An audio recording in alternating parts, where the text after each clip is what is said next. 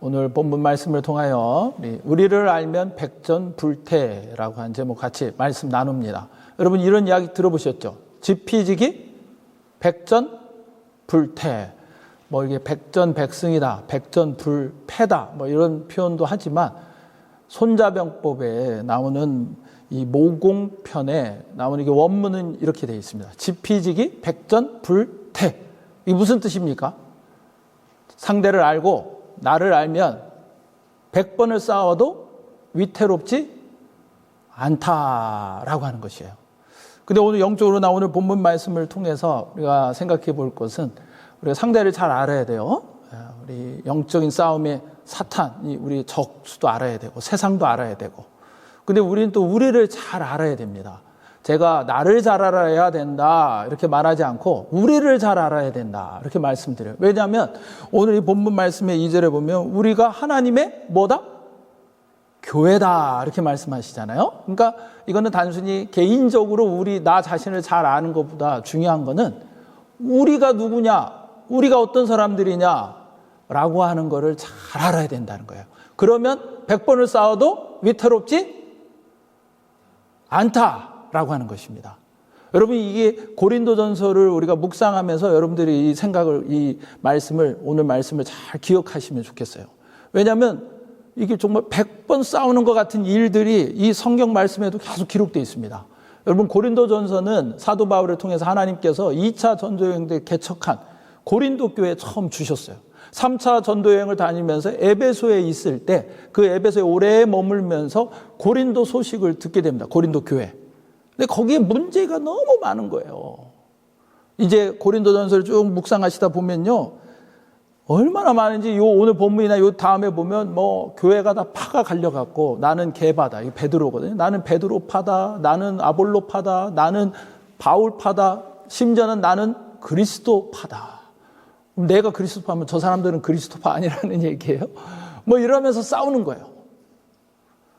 그리고 또 여기 뒤에 또 본문 말씀해 보면 5장에 보면 음행과 도덕적 타락 이런 일들이 교회 안에 있었다는 것입니다. 그리고 성도 간에 소송을 벌이고 다투고 우상을 숭배하고 이런 일들이 계속해서 이 말씀에 기록되어 있어요. 그리고 지식과 사랑의 균형 문제. 이 사람들이 똑똑해요. 많은 걸 알아요. 그런데 사랑이 없어요. 그러면서 싸우는 이런 일들이 있고요. 방언이 많았어요. 방언의 은사가 많았어요. 은혜가 많은데 서로 또 그거 가지고 비판하고 싸우는 거야. 야, 너는 방언도 못해? 나는 애원하는 사람이야? 이러면서 은사를 자랑하면서 없는 사람들을 멸시하면서 판단하고 정죄하면서 그러는 문제들이 있었다는 것입니다. 15장에 가면요. 어떤 사람들은 부활이 없다. 죽은 자가 어떻게 부활하냐. 부활 신앙을 거부하는. 근데 이게 밖에 있었다는 얘기예요? 어디 있었다? 교회 안에 그런 사람들이 있었다는 겁니다. 여러분 우리가요 정신 바짝 차리고 살아야 됩니다. 신앙생활 하면서도요 얼마나 많은 유혹과 공격이 있는지 몰라요. 교회 안에도 있고요 교회 밖에도 있습니다. 근데 그럴 때 위태롭지 않기 위해서는 우리가 우리 자신을 잘 알아야 돼요.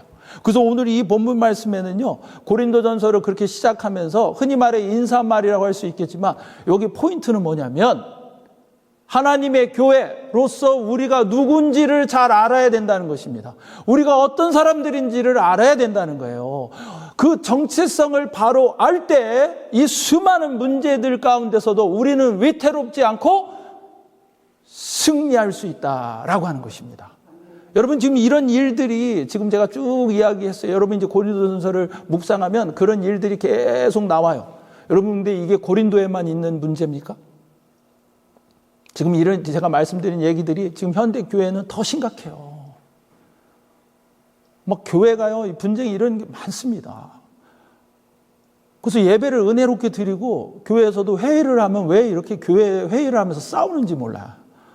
목사님들도 다 예배를 은혜롭게 드리고 할렐루야 이러고 그러고서는 그 다음에 목사님들 모여서 회의하면 싸우는 경우가 많아요. 회의할 때는 크리스찬이 아닌가 봐요. 계급 띄고 목사 계급 띄고 장로 계급 떼고 집사 계급 떼고 크리스찬 계급까지 떼고 그러고 싸워요. 예배를 와서 예배를 드리는데 여기 지금 이쪽에 우리로 하면 예배당에서 예배 드리는데 또 저 위층에서는 따로 예배 드려요. 그게 뭐 이렇게 다른 유스금이나 이런 예배가 아니라 원래 같이 예배 드리는 사람들 싸워가지고 따로 예배 드리는 거예요. 한 교회 와서. 여러분 이런 일들이 이민교회, 한인교회, 미국 교회도 있어요. 이런 일들이 많이 있습니다. 지금 이 문제들이 뭐 성적인 타락부터 뭐 모든 게 지금도 있어요. 우리 자신에게 있고 교회에 있습니다. 그래서 여기서 우리가 정신을 바짝 차려야 됩니다. 근데 그 중요한 게 뭐냐? 우리가 누구냐라고 하는 거예요. 하나님의 교회가 누구냐? 어떤 사람들이냐? 어떻게 살아야 되느냐? 이 정체성이 분명할 때 우리는 100번 싸워 위태롭지 않다라고 말씀하십니다. 그래서 하나님의 교회로서는 저와 여러분이 어떤 사람인지를 우리가 바로 알고 정말 이 영적 싸움에서 끝까지 승리하시는 저와 여러분 되시기를 주님의 이름으로 간절히 축원합니다. 그럼 우리 하나님의 교회로서 우리는 누굽니까? 어떤 사람입니까? 첫 번째로 예수 안에서 부르심을 받은 자들이다라고 하는 것입니다. 여러분 이게 굉장히 중요해요. 저는 오늘 이 본 말씀을 준비하면서 한 1, 2절만 하고 말씀을 할까, 설교를 할까 했어요. 여기 굉장히 압축적인 중요한 표현들이 다 얼마나 많은지 몰라요. 그렇지만 저는 오늘 강조하고 싶은 거는 뭐냐면 부르심이에요. 부르심. 하나님의 부르심. 오늘 1절 말씀해 보세요. 1절 말씀해 보면 1절에 하나님의 뜻을 따라 그리스도 예수의 사도, 이게 보내심을 받았다는 거예요. 불러가지고 보내심을 받았어요. 그 부르심을 받은 바울과 형제 소스데네, 이 소스데네는 원래 고린도의 회당장이었어요. 하나님께서 부르셔서 그가 예수를 믿게 되고 사도 바울과 함께 복음을 전하고 있었던 거예요. 아마 이 서신이 기록됐지만 에베소에 같이 있었던 것 같아요. 그러니까 거기 출신이니까 그 사람을 언급하면서 지금 함께 이 서신을 너에게 보낸다라고 말씀하시는 거예요. 그래서 여러분 선교사인 거예요. 선교사. 사도 바울이나 이 소스데네. 근데 이 사람들의 특징이 뭐냐면 보내심을 받은 자들인데 하나님이 부르셔서 보내셨다는 겁니다. 그러니까 여러분 우리가 부르심, 콜링 이러면 뭐 목사님 하나님 부르셨나 보지, 선교사님들 부르시나 보지. 근데 이게 하나님 뜻에 따라 그들도 부르심 받았지만 그들뿐만이 아니라는 것을 강조하십니다. 2절에 보세요.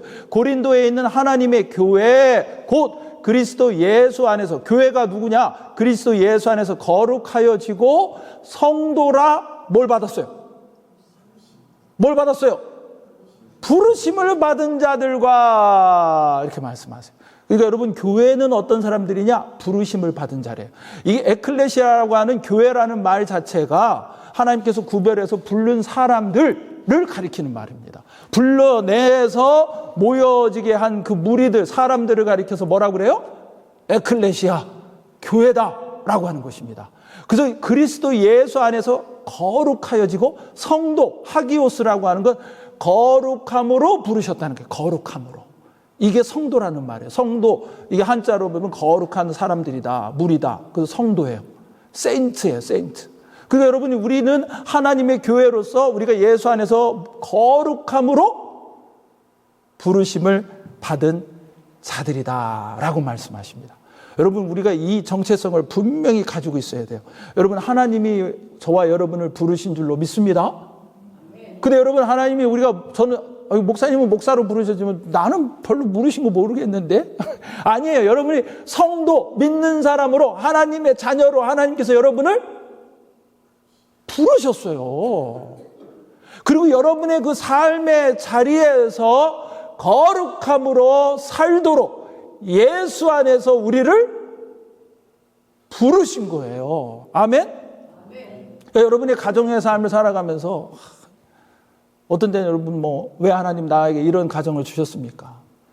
우리 부모님은 이렇고 내 아내 남편은 이렇고 놈의 자식들은 이 모양이고 이러면서 생각 들 수 있지만요. 여러분 우리가 갖는 게 이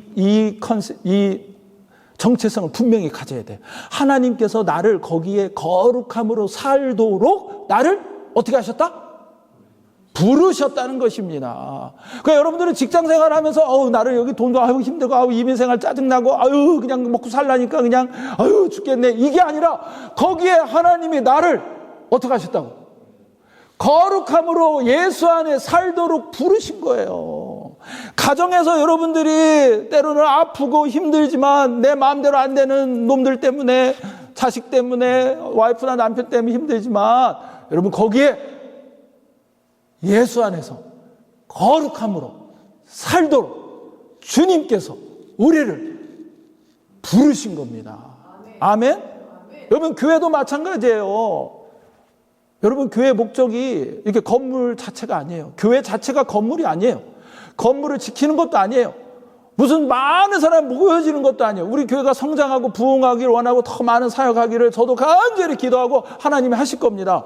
그러나 그게 목적은 아니에요. 우리가 함께 모여서 여기서 하나님의 거룩하심을 예수 안에서 살아내는 거예요. 제가 전에 사역할 때도 보면 어떤 분은 그런 분이 있어요. 나한테 와서 목사님, 저 집사님 이상해요. 왜 그래요? 나를 보면요, 눈을 이렇게 막 이렇게 옆으로 째려서 봐요. 이상해요. 나를 싫어하는 것 같아요. 아이고, 뭐, 딴 거 이렇게 얘기하시다 보니까 이렇게 눈을 이렇게 돌려서 봤는데 그렇게 보였나 보죠. 아니에요. 맨날 그래요. 매주 그래요. 그런 분들이 있어요. 여러분들 거기서 거룩함으로 살아내는 거예요. 실제로 그렇게 쳐다본다 할지라도 나는 거룩함으로 내가 어떻게 살지 거기서 거룩하심으로 부르심 받은 거예요. 아멘? 그게 여러분 지금 이 뒤에 막 이렇게 분쟁하고 싸우고, 아니 내가 아볼파요 무슨 아볼로파요 내가 개바파 이게 무슨 상관이야. 오죽하면 뒤에 한번 보세요. 오늘 본문에는 사도 바울을 통해 뭐라고 말씀하시냐면, 야 내가 너네 교회에서 그 고린도에서 침례를 내가 몇 명 안 줬는데 진짜 다행이다. 그나마 침례를 내가 많이 줬으면 그들이 다 나는 사도 바울에게 침례받은 사람이야 뭐 이러면서 다 그렇게 목에 힘주고 다니면 그 꼴을 내가 안 보니 너무 다행이다. 이게 제 표현이에요. 성경에 그렇게 기록되어 있는 건 아닌데 그런 의미인 거예요. 오죽 그렇게 나는 무슨 파다 싸우니 그렇게까지 얘기하셨겠어요. 제가 이렇게 은혜로운 교회의 그런 책을 하면서 거기서 강조하는 게 그거예요. 회의를 통해 뭔가를 원하는 아젠다를 결정하려고 하지 말고 거기서 하나님의 사람으로 살아내는 것을 보여줘야 된다는 거죠. 제자임을 보여줘야 된다는 거예요. 회의뿐만이 아니라 예배 때뿐만이 아니라 살아내는 우리 친교하고 모든 순간순간을 통해 나는 예수 안에서 거룩함으로 뭘 받았다? 부르심은 받은 자임을 드러내는 저와 여러분이 되어야 될 줄로 믿습니다. 그래서 여러분 에베소 1장 4절 6절에 보세요. 창세전에 그리스도 안에서 우리를 택하사 우리를 부르신 거예요. 태초 전부터 예수 안에 있다 보니까 저 태초부터 나를 택하셨구나 내가 고백하게 됩니다. 사랑 안에서 그 안에 거룩하고 흠이 없게 하시려고 그 기쁘신 뜻대로 우리를 예정하사 예수 그리스도로 말미암아 자기 아들들이 되게 하셨어요. 하나님의 자녀로, 하나님 편으로, 하나님의 속한 자로 예수 안에서 부르신 거예요. 그래서 이는 그가 사랑하시는 자 안에서 우리에게 거저주시는 바 그의 은혜의 영광을 어떻게 하려고? 찬송하게 하려는 것이라. 하나님이 우리를 하나님의 자녀를 받아서 너가 잘 먹고 잘 살고 복받도록 부르셨다. 이게 아니에요. 네가 얼마나 잘난 사람인지 드러내서 돈 벌고 세상에서 떵떵거리고 살면서 그런 사람인 걸 드러내도록 부르셨다. 아니에요. 그 자리에서 그 은혜의 영광을 찬송하게 하려 하는 것이라. 아멘? 얼마나 감사해요. 그러니까 여러분 세상적으로 좀 못 사는 것 같아도 괜찮아요. 대단한 거 이룬 거 아는 것 같고 가진 거 없어도 괜찮아요. 근데 할 수 있어요. 우리는 그 자리에서 예수 안에서 내가 거룩함으로 구별됐다는 거예요. 하나님께 속하고 하나님 기뻐하시는 삶으로 사는 거예요. 예수의 부르심이라고 그죠? 예수를 부르는 자들이에요. 그래서 주의 이름을 부른 자들은 구원을 받았다는데 그 앞부분에 보면 그게 뭐냐? 예수를 주로 시인하는 거예요. 예수를 주인으로 삼고 예수 그리스도를 주인으로 사는 거예요. 이게 거룩하게 사는 거예요. 내 삶의 자리에서 예수를 주로 시인하고 예수를 주로 드러내는 삶을 사는 거, 그게 뭐라고요? 거룩하게 사는 거예요. 예수 중심으로. 어려워요? 쉬워요? 어려워요? 쉬워요? 쉽잖아요. 여러분, 저는 돈 버는 데 별 재주가 없어요. 나보고 막 돈 많이 벌어서 그래가지고 네가 정말 하나님의 영광을 드러낸다 그러면 나는 너무 힘들 것 같아요. 그렇지 않아요? 에? 근데 예수님을 주로 모시고 사는 거, 이게 어떻게 보면 제일 쉬운 거예요. 세상적으로 볼 때. 근데 사실 쉽지는 않아요. 거기서 살아내야 돼요. 이게 쉽지 않아요. 그래서 여러분, 이 세상, 우리가 살아가면서도 그렇고, 세상을 살면서 예수 그리스도가 내 주인이라는 거 드러내지 않고 살아요. 내 욕심으로 내 마음대로 그렇게 살아요. 그러니까 여러분, 교회에 왜 그렇게 분쟁이 있고 이런 심각한 문제들이 계속 있습니까? 거기서 누가 주인이라는 거예요? 내가 주인이라는 거예요. 여러분, 교회에 문쟁이고 분쟁이 일어나는 교회는 100% 목사가 자기 주인임을 주장하든지 어떤 리더가 자기가 교회 주인임을 주장하든지 서로 드러내면서 싸우든지 그 이유가 있어요. 우리 교회에 그런 게 없는 게 너무 감사하지 않아요? 근데 여러분, 그러면서 싸워요. 많으면 뭐예요? 막 여러 파로 나눠줘서 싸우며. 그게 하나님의 거룩을 드러내는 삶이에요? 아니에요. 근데 누가 주인이니까? 내 주인이니까, 내가. 근데 여러분, 내가 거룩하면 산다는 거는 하나님이, 주님이 주인이심을 드러내는. 여러분, 나중에 보셔서 이철 목사가 지가 무슨 교회 주인처럼 막 그렇게 깝죽거리면 여러분 얘기하세요. 저한테. 당신이 교회의 주인이 아닙니다. 주님이십니다. 제가 정신을 바짝 들게. 여러분, 우리가 그걸 기억해야 됩니다. 가정에서도 마찬가지예요. 내 직장에서도 마찬가지예요. 왜 사람이 힘들고 미워요? 내가 주인에서 내가 중심이고 내 마음으로 살아야 되는데 안 되니까 그게 힘들고 괴롭고 미운 거예요. 누가 주인이에요? 예수님이 주인이에요. 누구 중심으로 살아야 돼요? 예수님 중심 살아야 돼요. 그게 거룩함이에요. 구별된 삶이에요. 그 삶을 살아갈 때 거기에 하나님의 영광이 있어요. 우리가 그 정체성을 붙잡고 흔들리지 않으면요, 여러분, 어떤 유혹이나 공경이나 여기 기록된 이런 일들이 있다 할지라도 내가 딱 중심 잡고 갈 수 있어요. 나는 예수 안에 거룩함을 위해 부르심을 받은 자다. 여러분, 제가 한국에 어떤 영화를 하나 이렇게 이슈가 돼가지고 한번 찾아봤어요. 수리남이라고 하는 영화인데 그런 나라가 진짜 있더라고요. 저도 잘 몰랐거든요. 수리남이라니까 어떤 사람들 뭘 수리하러 다니는 핸디맨인가? 수리남이라고. 이게 나라 이름이 있더라고요. 남미에 조그만. 근데 뭐 이렇게 권하고 싶지 않은 영화예요. 근데 뭐 얘기가 많아요. 근데 거기에 진짜 한국 사람이 실제 인물을 모델을 했다고 그래요.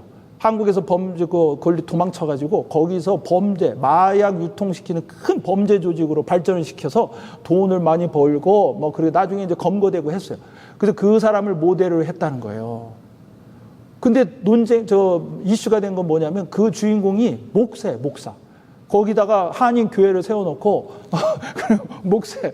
그래야지 이 사람이 자기가 마약 거래하고 그런데 그 교인들을 시켜서 그런 거 시키고 그래요. 근데 그리고 말을 안 듣고 그러면 하나님의 뜻을 거스리는 사탄의 자식들이 있다 막 이러면서 막 공격하고 그러는 거예요. 사람들이 막 겁나가지고 하라는 대로 하고 막 이런 게 나와요. 그래서 내가 이 사람이 진짜 목사였나? 찾아보니까 목사가 아니에요. 진짜 그 실제 인물은 목사가 아니에요. 무슨 냉동 기술자인가 뭐 이런 거 하면서 이제 그러다가 그런 걸 하게 된 거예요. 근데 이 사람을 영화화하면서 이걸 만든 사람들이 거기다 좀 극적으로 하려고 그 사람을 뭘로 만들었어요? 목사로 만든 거예요. 만든 사람들이나 그걸 보는 사람마다 저 믿는 것들이 저래 미친 놈들이야. 저 목사라는 것들이 저렇게 사기나 치고 저런 사이비 저 목사들 저 모양이야. 그러라고 만든 영화 같아. 꼭 뭐 그건 아닐 거예요. 그렇지만 그렇게 되면 그걸 보아보니까. 근데요, 이게 내가 좀 놀란 건요. 여러분, 사람들이 막 코란을 뭐라고 하거나 막 그 이슬람 뭐라고 하면요, 전 세계 막 이슬람들이 다 죽이려고 달려들어요. 근데 그런 걸 해도 목사들이 잘 얘기를 안 해. 교회가 말을 안 해. 왜 그런가 봤더니 말을 못 해요. 원체 그런 저런 비슷한 일들이 많아가지고 교회 별의별들이 다 많아요. 좀 죄송한 얘기인데 참 안타까운 장로님도 많고 집사님도 많고 목사님들도 많고 괜히 뭐라고 하면은 야 이런 사람도 있고 저런 사람도 있고 니네가 그래 안 그래 이렇게 따질까 봐 말을 못하는 것 같아요. 그럼 얼마나 안타깝습니까? 그러니까 영적인 싸움에서 이길 수가 없어요. 그래서 우리가 여러분 예수 안에서 우리는 무엇으로 뭘로 부르심 받았다? 거룩함으로 부르심을 받았다 라고 하는 것을 분명히 기억하는 저와 여러분이 돼야 될 줄로 믿습니다. 여러분, 두 번째는요, 하나님의 은혜로 사는 자임을 우리가 기억해야 돼요. 여러분, 오늘 이 본문 말씀해 보세요. 3절에 보면 하나님 우리 아버지와 주 예수 그리스도로부터 은혜, 이게 카리스, 이게 하나님께서 호의를 베푸시는데 전적으로 거저주시는 절대적인 그런 호의인 거예요. 평강이 있기를 원하노라. 그리스도 예수 안에서 너에게 주신 하나님의 은혜로. 예수 그리스도 안에서 우리에게 어떤 은혜를 주셨어요? 우리에게 죽을 수밖에 없는 우리를 그리스도의 십자가의 보혈로, 그리고 그 부활의 능력으로 하나님의 놀라운 구원의 은혜를 주시잖아요. 여러분, 뭐를 잘해서예요? 잘나서예요? 이게 다 은혜예요. 그냥 전적인 호의로, 전적인 은혜로 주신 거예요. 내가 너희를 위해 항상 하나님께 감사하노니 이는 너희가 그 안에서 모든 일 곧 모든 언변과 모든 지식에 풍족함으로. 제가 어떤 분의 간절히 봤는데, 목사님이신데 젊은 분인데 자기가 하나님한테, 하나님, 그분이 말을 하면서 존댓말도 안 쓰더라고. 하나님, 어찌 나한테 이러실 수 있습니까? 이렇게 하고, 나한테 어떻게 이러요? 이렇게 막 소리를 쳤다는 거예요. 그래서 왜 그러나 봤더니 아이가 죽은 거예요. 어린 아기가. 하나님 살려달라고 기도했는데 하나님 데려가신 거예요. 그래서 막 자기가 하나님을 원망하면서 그렇게 막 하나님 앞에 기도 울부짖으면서 그렇게 원망하고 그러고 있는데 하나님이 그 마음에 그런 마음 주시더래요. 나도 네 마음 안다 그러시더래요. 그래서 그 목사님이, 당신이 내 마음을 어떻게 알아요? 내가 이 어린 아기를 잃었는데 나도 내 자식 죽는 걸 다 봤다. 하나님이 그런 마음을 주시더라고요. 그리고 자기가 정신이 번쩍 들었대요. 예수님, 하나님의 독생자가 죽으시는데 그 하나님이 그냥 그 아들을 죽게 놔주시는데 자기가 그게 얼마나 큰 사랑인지를 몰랐대요.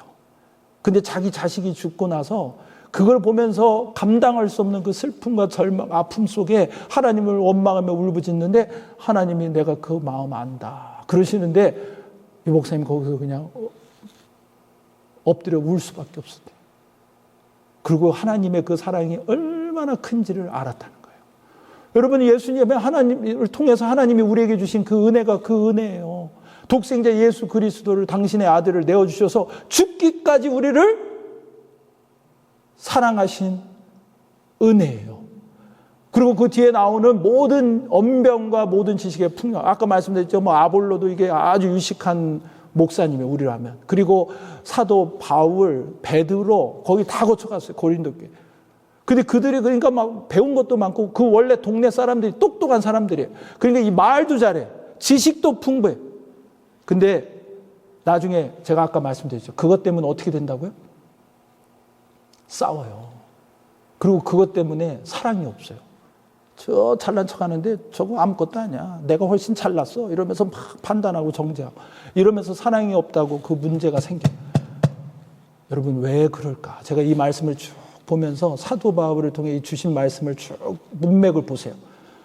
그래, 너희들 참 똑똑해. 그리고 또 뒤에 보면은요, 여기 9절에 보면, 6절, 7절에 보면 은사가 나와요. 여러분, 이게 고린도전서 12장이 은사장이에요. 영적인 은사들에 대한 이야기가 쫙 나와요. 근데 그것도요, 하나님이 은사를 주신 거예요. 영적인 은사들을. 이게 카리스마드 기프트라고 영어로 되어 있잖아요. 선물로 주신 거예요. 그냥 주신 거예요. 성령이 임하시면서 그냥 주신 은사예요. 어떤 사람은 방언도 주시고, 어떤 사람은 예언도 주시고, 어떤 사람은 말씀 전하고, 섬기는 기도, 모든 영적인 은사를 주셨는데 그걸 가지고 자랑하는 거예요. 없는 사람을 정죄하고 판단하는 거예요. 잘난 척하는 거예요. 그래서 문제가 되는 거예요. 그래서 야, 그거보다 정말 큰 은사가 있어. 그러면서 하시는 말씀이 우리가 잘 아는 고린도 13장에 사랑장이 나오는 거예요. 그래서 그러니까 이 말씀을 쭉 제가 묵상하면서 보니까요, 너희들 참 잘났어, 똑똑하지, 그리고 너희들 은사도 많고 그래서 잘났다고 싸우지. 근데 그거 다 뭐야?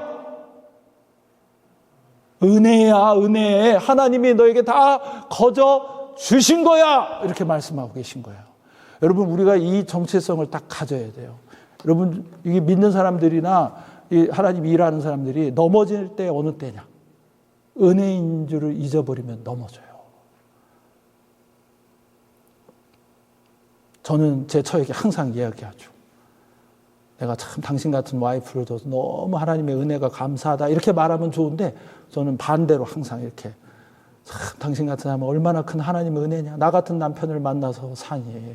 그래서 제가 자꾸 은혜의 힘을 상기시켜요. 잊지 말라. 이렇게. 네, 와이프 말 저도 잊지 마야죠. 네. 하나님께서 부족한 종을 선화목자교회 목자로 이렇게 목회자로 부르셔서 말씀을 전하고 섬기고 사역할 수 있게 하신 것이 하나님의 은혜인 줄 알아야 되는데 이걸 모르면 넘어지는 거예요. 내 가정을 주신 게 하나님의 은혜고 내가 일할 수 있는 그 자리를 주신 게 하나님의 은혜고 이걸 모르면 잊어버리면 원망이 생겨요. 교만이 생겨요. 그래서 어떻게 돼요? 넘어지는 거예요. 영적 싸움에서 100% 넘어진 사람은요, 은혜인 걸 잊어버리고 교만해지면 100% 넘어집니다. 여러분, 우리는 하나님의 은혜로 사는 자들인 줄로 믿습니다. 그러니까 뭐 구약에도 보면 히스기야 왕이 대단한 왕이에요. 훌륭한 왕이에요. 근데 이 사람이 병이 들어 죽게 생겼어요. 그래서 하나님 앞에 기도했어요. 하나님 살려주십시오. 조금만 더 살게 해주시면 내가 더 많은 일을 할 수 있는데요. 그러니까 하나님께서 15년을 더 살게 해주셨어요. 하나님의 큰 은혜인데 바벨론에서 이거 죽을 병 걸다 나았다고 그러니까 사신을 보내서 축하를 해주려고 보냈어요. 근데 그 사신이 왔는데 그 히스기야가 이게 내가 이렇게 하나님 은혜로 나음 받았으면 이래야 되는데 야 내가 이런 왕이야, 내가 이런 나라의 왕이야, 막 이런 거를 드러내고 싶어갖고 궁전에 성전에 있는 보물들을 다 보여줬어요. 그러면서 야 이거 봐라, 이거 내가 이런 대단한 나라의 왕이야, 내가 이런 사람이야. 이러니까 하나님이 나한테 살려주시고 나를 이렇게 살게 해주신 거지. 이러면서 탁 보여줬어요. 그랬더니 어떻게 돼? 바벨론 사신이 그걸 보고 나라에 가서 거기 유다 나라 가보니까 보물이 대단합니다. 여러분 그게 계기가 되면서요 나중에 거기 쳐들어오고 그거 다 뺏겨요. 근데 그거를 이사야를 통해 하나님께서 말씀하세요. 그것이 나중에 바벨론에 다 옮겨져서 하나도 남지 않을 것이다 말씀하시고 그대로다 이루어서 그 바벨론에 의해 유다가 나중에 멸망합니다. 무서운 일 아닙니까? 그죠? 그러니까 여러분 무슨 15년 더 살고 대단한 왕이고 이게 문제가 아니에요. 하나님의 은혜를 모르고 교만해지면요 넘어집니다. 넘어지면 망하는 거예요. 여러분 하나님의 은혜임을 기억하고 그 은혜를 감사하며 겸손하게 그렇게 살아가는 저와 여러분이 되어야 될 줄로 믿습니다. 여러분 세 번째 하나만 좀 더 한 번 더 강조하면요.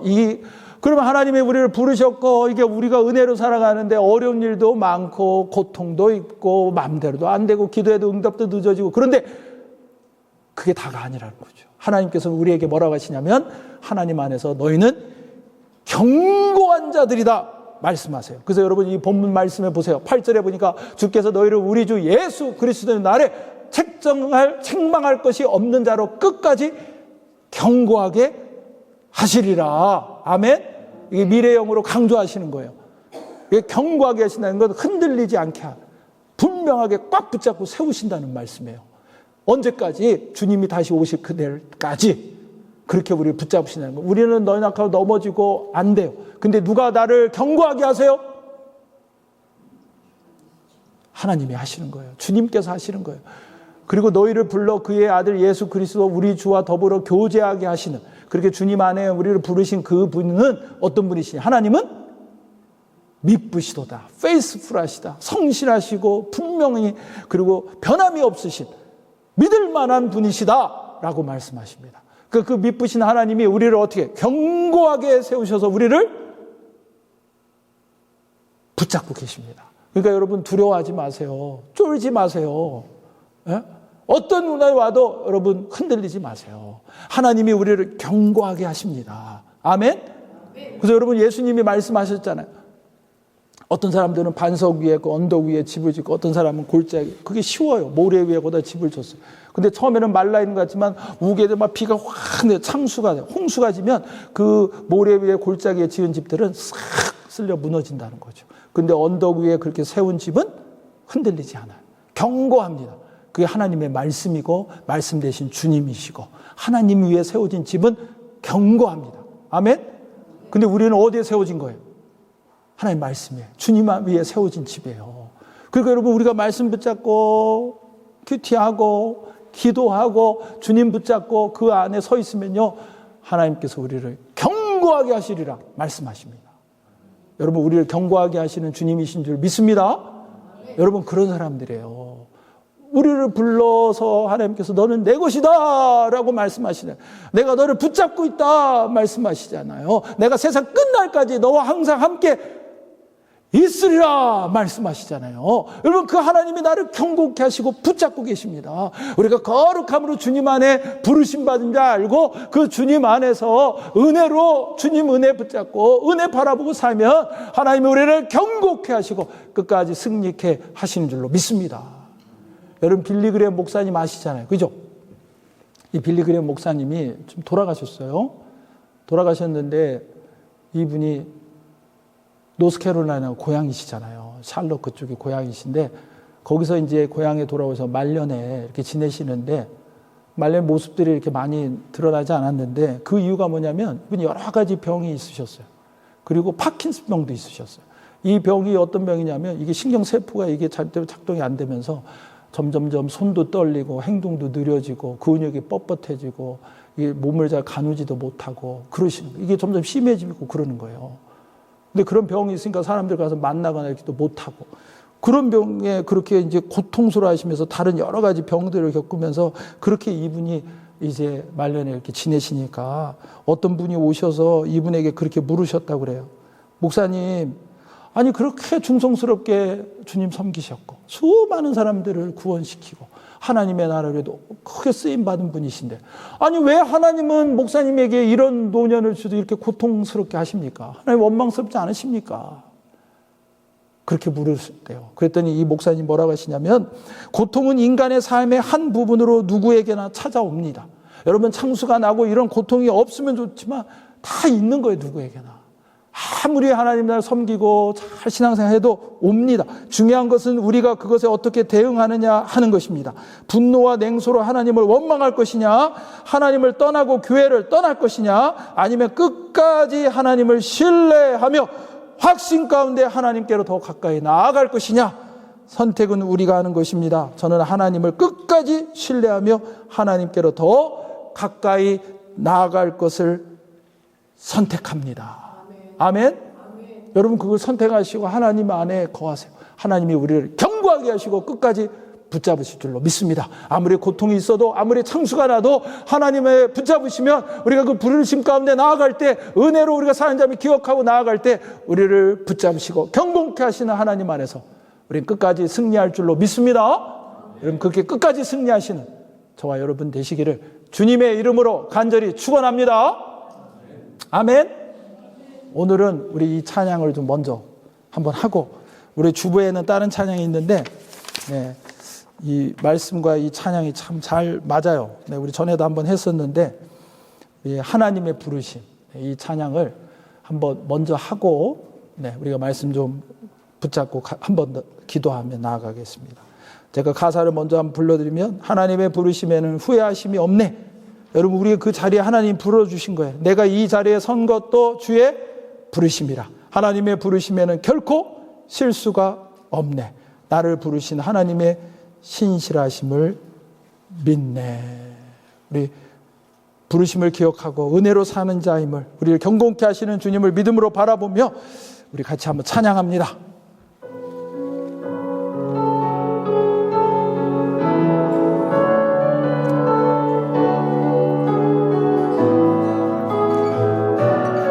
하나님의 부르심에는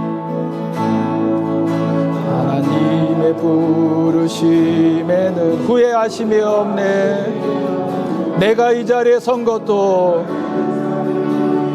주의 부르심이라. 하나님의 부르심에는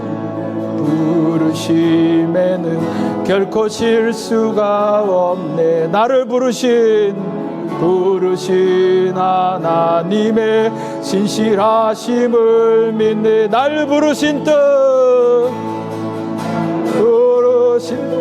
내 생각보다 크고 날 향한 계획 가장 좋은 길로 가장 완전한 길 오늘도 그 이끄심 믿네. 작은 나를 부르신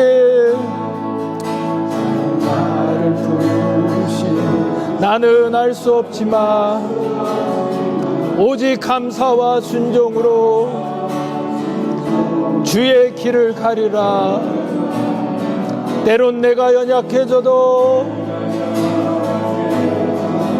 주님 날 도우심. 그 주의 놀라운 그 계획을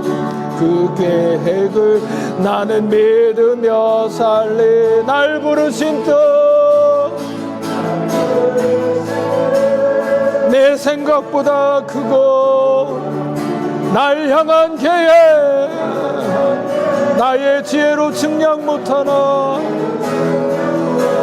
가장 좋은 길로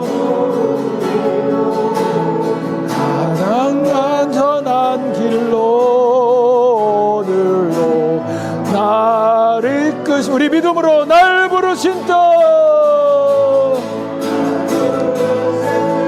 내 생각보다 크고 날 향한 계획